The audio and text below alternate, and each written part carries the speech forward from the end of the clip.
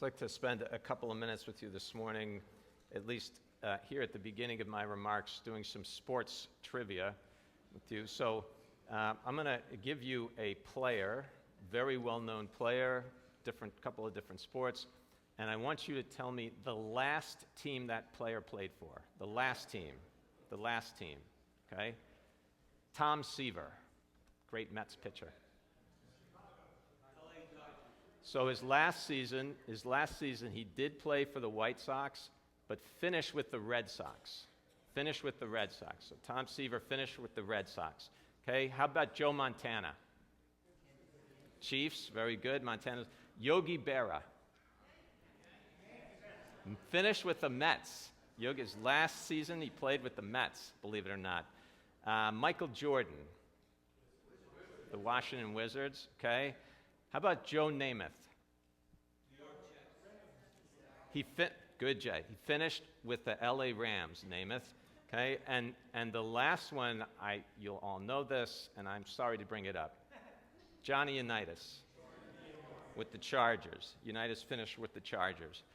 Now, for most of those players, you could argue that they should have retired instead of changing jerseys, right? So hold on a second. So during the last season in San Diego that Unitas played, he played 5 games, threw 3 TDs and 7 interceptions. Not his best showing. Yogi Berra's last season with the Mets, he had 2 hits the whole season. He didn't play a lot, but he had 2 hits. Michael Jordan's last season with the Wizards, anybody know what his point average was last season? It was 20. He averaged 20 points a game, which is good for an NBA player, of course, but a far cry from his 30-point-a-game average when he was playing for the Chicago Bulls. So, this happens in the music business as well. Now, the Rolling Stones are out touring right now. Anybody seen them? Okay, and? I heard they were great. I haven't seen them. I've heard rave reviews. It's unbelievable. Mick Jagger is out there preening and dancing around. He is 81. Mick Jagger is 81 years old. But for every... That's right, Sonia. That's right. But right? He could run for president. I'll get to that, Howard. But for every Mick Jagger that's out there, there's a Bob Dylan out there. I don't know if you've seen Dylan in the last couple of years. Dylan is still touring regularly. Dylan's 83 now. Bob Dylan is 83. No longer plays guitar if he's on stage. Occasionally will kind of put his fingers over the keyboard a little bit. Spends a fair amount of time during his concerts sitting down now and can really barely sing, just sort of this raspy whisper. And you have to wonder at a certain point, is it time? Is it time? I mean, that is an old question. Is it time that will plague all of us at one point or another? When does that time come to step out of the limelight? When does that time come to relinquish the duties and the responsibilities that maybe have defined us for a long time? In short, really, when is it time to let go? When is it time to let go? One thing we know about that question is that letting go is not easy, because in our different ways, all of us have a tendency to hold on to things, and sometimes to hold on to them as long as we can, and maybe longer than we should. It's not just jobs. We hold on to ideas. We hold on to old roles. We hold on to habits that we have. Yes, we hold on to our jobs, and we say, we want just a little bit more time, another day, like another chance, another moment. But in the end, whether it's by force or whether it's by choice or whether it's by a combination of those 2 things, force and choice, in the end, we have to let go. That's just the way it works. And when that happens, often it's not a graceful process. We go kicking, we go screaming, we protest. Sometimes we pretend, we connive, we make our case, and then we make it again. We tell ourselves, and also we tell other people, that our strength is the same, that our mind is as sharp, that our energy is what it always was. But that's not true. It just isn't true. It cannot be true because time takes its toll, and that's a simple fact of life. And so it's really been an amazing thing, at least it was to me, in real time, in the public eye, to watch Joe Biden struggle with letting go.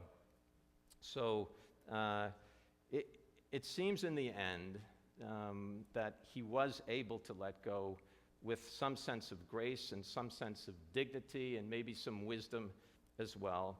And whatever it was, whether it was the embarrassing debate performance or the sense that his support was slowly but surely ebbing, which it was, or the sudden lack of new dollars, money always plays into these things, or maybe it was just his own coming to terms with his limitations and his flaws at this stage of his life. Whatever it was, he has let go, and I give him credit for that. I'm sure it was a difficult and torturous process, but I also imagine that once the decision was finally made in his own mind, once it was settled in his own mind, I'm sure there was some sense of relief. There is a moment in this morning's Torah portion. It's actually from the Shlish that we read. Ben read it very beautifully this morning, as he always does. I think it's one of the Bible's most poignant moments. It's when Moses is told by God that, Moses, it's time for you to let go. It's time for you to let go. If you want to go back and look at the text later, it's in Numbers 27. The verses are 12 to 18. It's a short little dialogue, kind of like two paragraphs. The first paragraph, Moses says something to God. In the second paragraph, God responds. But the prelude to both paragraphs is that God has said to Moses, your time is ending. It's time for you to let go, essentially, is God's message. And so after God gives Moses that message, Moses, and I think my sense of it, the way I read it, Moses feeling confident, after all, Moses has been the one who has in previous moments handled God in these kinds of situations. Moses seems to have a kind of psychological sense of God and seems to be able, if you'll excuse the expression, to manipulate God when he needs to. And so I think he's confident in his response to God, and he expects a different response. Moses says to God, seemingly innocently, but I think with an agenda, so let God, the God of all spirits, appoint someone over the community. That's Moses' response when God tells Moses he has to let go. And I've always read that verse as Moses' way of saying to God, if you want to get rid of me, who's going to do this job? There's no one else out there. There's no one else that can do the job that I'm doing. No one can do it. Ergo, God, you are going to need to keep me around. That's Moses' message. And God's response is absolutely devastating. Without missing a beat, right away, immediately, without missing one beat, God says the following, and I'm paraphrasing a little bit. God says, no problem. Joshua can do it. Just like that. Make him the guy. Problem solved. Thank you, Moses. Appreciate your help. Here's a gold watch. And oh yes, have a nice day. Okay? That's really, and Moses, he always is the loyal soldier. Always the loyal soldier. Doesn't say one word. Just follows God's command to the T. Not one question, not one protest, no tears, no gnashing of teeth, no passive-aggressive behavior. He just takes Joshua right in that moment, right in front of the people, brings Joshua to the front of the people, lays his hands upon him, and in that moment, Moses lets go. Moses lets go in that moment. It reminds me of the great, I don't know if any of you are Lord of the Rings fans. I am. There's a great moment in the Lord of the Rings when Frodo offers the ring to Galadriel. Remember that? Frodo offers the ring to her. And this is what she's yearned for her whole life, in a way. And she's sorely tempted, but she refuses the ring. And here's how Tolkien describes her response. She says, I will diminish, go into the west, and remain Galadriel. I will diminish, go into the west, and remain Galadriel. And sometimes our task is to diminish.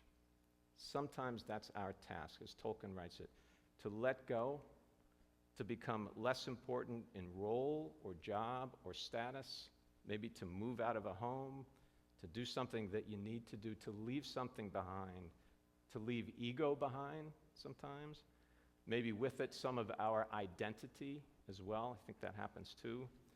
But in choosing that path, even if we're forced to choose it, in choosing that path, if we're lucky, if we're blessed, our spirits in that process can grow even greater, our souls even deeper, our hearts even more in shalom, in peace. Shabbat shalom.